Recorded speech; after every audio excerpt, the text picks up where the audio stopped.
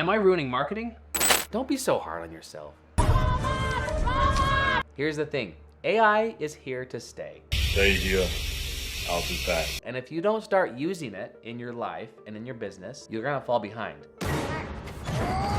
So in this video, I wanna share with you the pros and cons of AI, how you can leverage it in your business, how we're using it in our business to make our lives easier and better, and some of the ways that you guys can do it as well. So stick around, it will be a great video.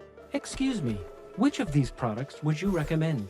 Welcome back to Video Power Marketing, where we talk about ways to grow your business through the power of video marketing. My name is Jake Larsen, and let's dive in. So let's talk about some of the cons when it comes to AI, like why people don't like using AI. Well, one, I think it can burn trust, right? When you improperly use AI, at least to like talk to people or have conversations, people think they're talking to a real person and they're not, like you can burn trust there, right? So that's a valid point. The other one is like there's a learning curve to it. It's this new technology, this new way of doing things. Sometimes it's hard to learn and adapt, but just like we've all learned how to use the internet, how we've all learned how to use computers, like it's just another tool that we have. The other thing with AI is it does have a lack of creativity to it, and there is a lack of emotion involved, right? Although, while that's the case, I have been very surprised how empathetic AI can be in its conversations and how quickly it can learn emotions. It's actually pretty crazy. So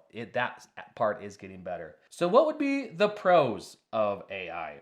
Well, one, it's fast and it's accurate. Like you can type in things that you need and it can give you answers very quickly. It can scan all the data there. And with that, the second one is it saves time and saves energy, right? Like if you can have the right prompts to do certain things, it can take up 80% of the work of what you'd normally be doing, whether that's, you could like use it to write a script or to certain questions you need to ask your financial advisor or like whatever that is, you can learn it. The other significant improvement that it can make in your life is it can improve your performance. It can help you ask better questions, help you think through different scenarios. It can do things faster. And when I have conversations with people, like I've had a couple of people like, hey, what do you think of this AI thing? Like what's going on? Like, do you like it? Are you a fan? And I keep coming back, you know what AI is? It's a tool. And I compare it to a calculator. A calculator can make your life easier, especially with math. Like I'm terrible at math and I use calculators a lot because I can't just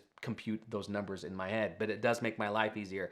And same thing with my accountant. I would expect my accountant to be using a calculator to do their thing and use QuickBooks. It's a software, it's a tool that can make the job easier. And just because my accountant uses a calculator or QuickBooks, I still need them in my life because I'm not gonna be the one doing that. Some people are like, oh, AI is gonna take our jobs. Or like, what? No, it's not. Like, if you don't learn it, it will. But it makes people's lives better. It's a tool, and just like any tool, it can be used for good or bad, or it could be used to make your life better, or if you don't use it, you won't get the benefits of it. So that's that. All right, so the other good question to ask is, when should we use it, and when should we not use it? And we're still learning, we're still figuring out when to use it, when not to use it. I can share you through what we've learned so far.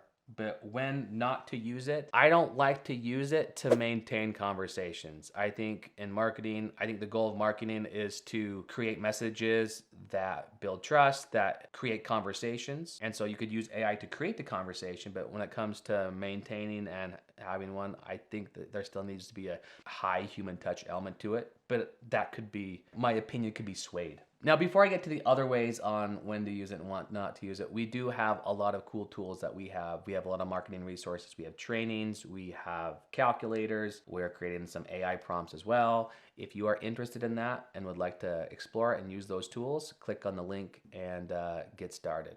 Anyway, back to AI. The other thing is when not to use it is sometimes conversations require a high human touch, especially with clients. If you're doing these intense conversations or with team members or clients, again, like you don't want to have AI replace a lot of those conversations, and you want to make sure there's a high human touch element to it. So when would you want to use AI in your business? One, repetitive tasks, things that you do all the time, like maybe updating spreadsheets or taking reports. The other one that I'm surprised with is creating copy ideas. Maybe you need to create a bunch of headlines or script, like video scripts.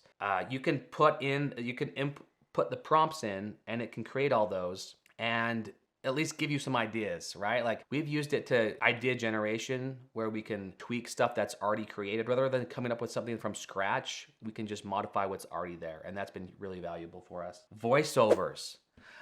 We use it, like we have a client right now who's very busy. He's kind of a big deal and he doesn't have time to be sitting down doing voiceovers when we need like a new voiceover for a script for him. So what we've done is we've actually got a video clip of him. We've put it inside this tool and we can create any script in any voice in his voice. And it's been really cool. It's a game changer. We're just in the beginning stages of it. But rather than having to write a script, sending it to the client, have them record, sending it back, we can get that done in 10 minutes, what would take 3 days to get that back. So that's a huge opportunity. The other one is to create conversations. If you have an email list or people who, an email list or text message, and you can send out a message, hey, what are you working on? What challenges are you having? Do you need some help?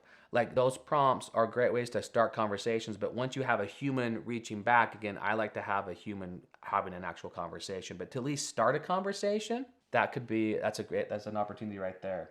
And the other one is in media buying. If you use Google or Facebook, chances are you're already using some type of AI in your media buying, where you show your ads, how many views you can get in front of specific audiences, and Google can optimize that. I've actually got a really cool case study for that. Like specifically, if you're using any type of ads, Google, Facebook, YouTube, you're already using AI. So one of the cool things that Google does is they take all your signals that you type, like whatever you search for. And again, this is a cool thing and it's also a scary thing, but it's also a tool that you can use if you'd like. But they have all these signals that go out based off where you are, what you're searching for, what website you visit. They take those signals and they assess and they score them.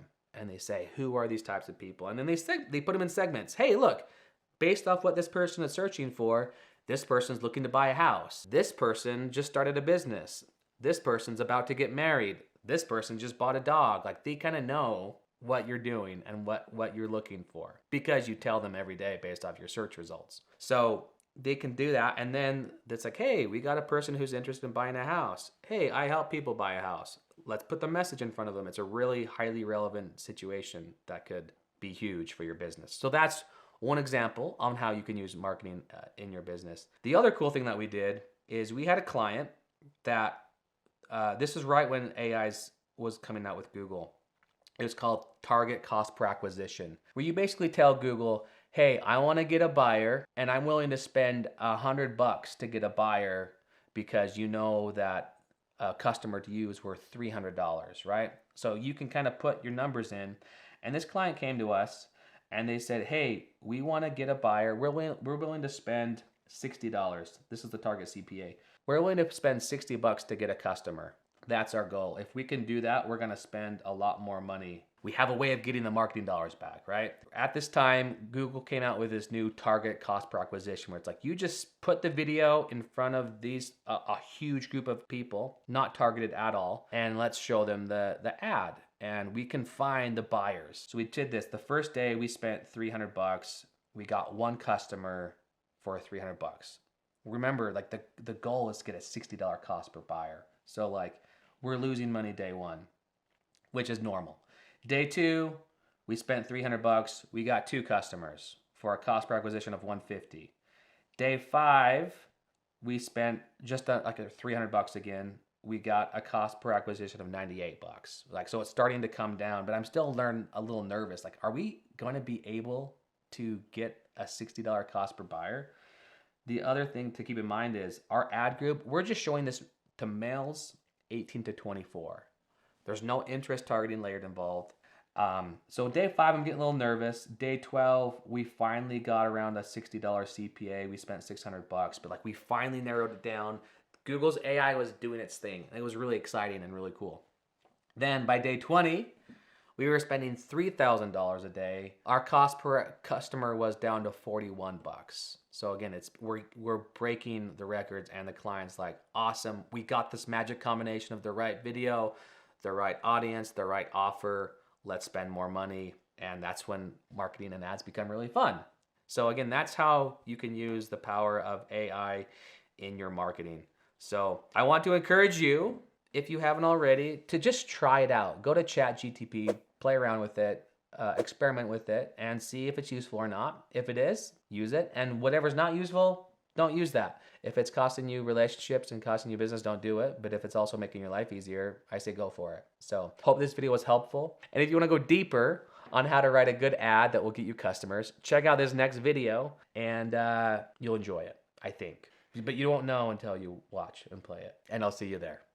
Is AI ruining marketing? Are you using it in your marketing? Because if so, in this video, we're going to break down how to use it, how not to use AI, how it can make your life better, and when to avoid that situation. So we've been playing around with our marketing. We've had a lot of fun with it. Some really cool stuff that could make your life better. So if you're not using it, you're probably going to fall behind. In the video below, you can check out and go deeper on how we're leveraging AI in marketing.